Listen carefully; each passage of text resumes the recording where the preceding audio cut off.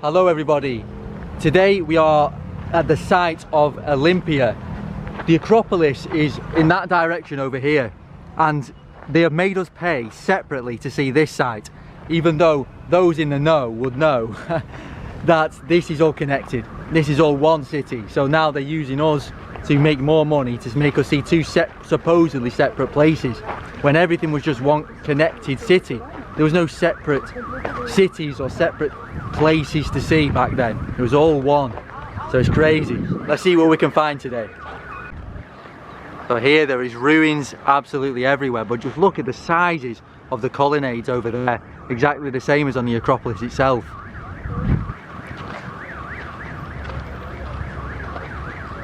There's so many places I've been to this year in ruins. And it's in the name as well, ruins. It's been ruined on purpose.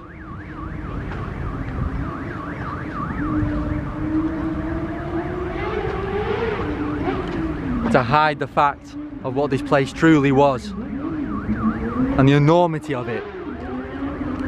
Here we go again. This is the normal narrative, the bathhouse. They never get tired of using this narrative of the bathhouse. It's so easy. With the bathhouse, they can say that this was the exact level it was before and the exact pretty much size it was before. They will never say that it was built up. It's absolutely ridiculous. A bathhouse in every city all around. Come on, this is ridiculous, this narrative. Gotta wake up. This is in ruins. This is not a bathhouse.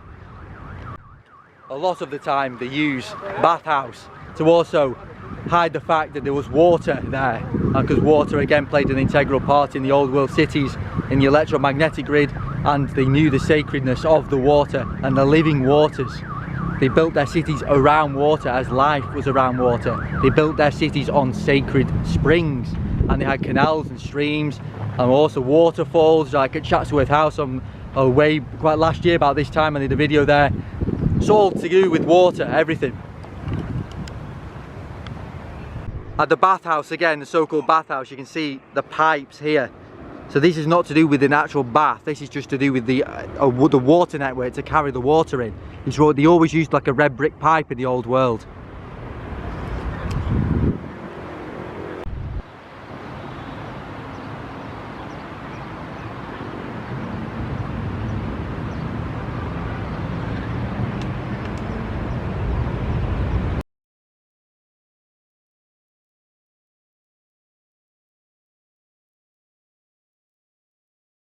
So this is the section where we're at now, and then down here, look how far down this goes. So this itself is is actually higher up.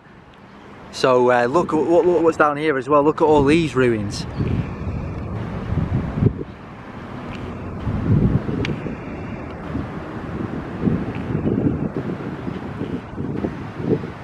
If someone can explain to me why this is all chopped up in perfect pieces, I'd like to know, because things that fall down, you don't just get chopped up like this. This has been pulled down deliberately. So it's all this. Look at this gap in between here and here. This would have all been the structure, and who knows? There could have been something on top of these colonnades. We don't know what it was like. We have no clue. We're just left with a 1% fraction of the old world. But yet you can still feel the presence of whoever built these things.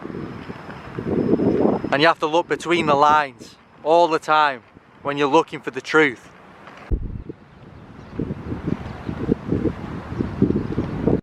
Just on the outside here, we're not going to pay to see this one, but this is the stadium of the first modern Olympic Games.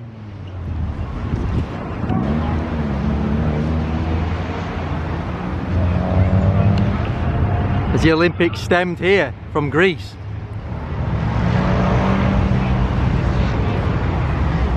So everybody, at the side of the main road here, we have an old world horseshoe gate. Now these are everywhere in our realm. The biggest one being the Arc de Triomphe in Paris. Well, these have got the colonnades on top. So yeah, this is a good example of a horseshoe gate. Horseshoe magnet. Fantastic. There might have been other things around it at one point as well. Well, this is what's left of it.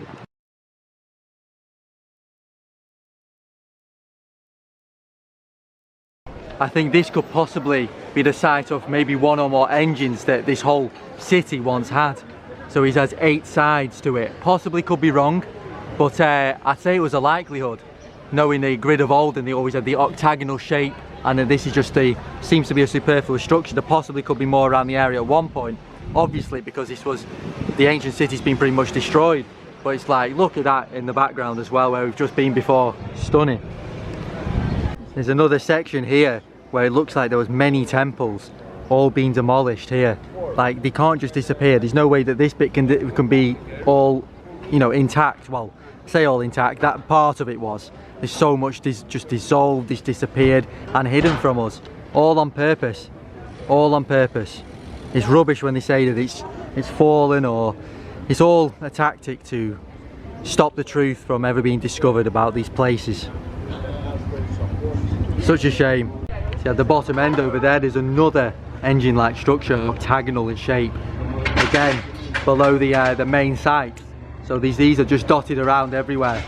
There's so much to see, just hidden in between the modern Athens.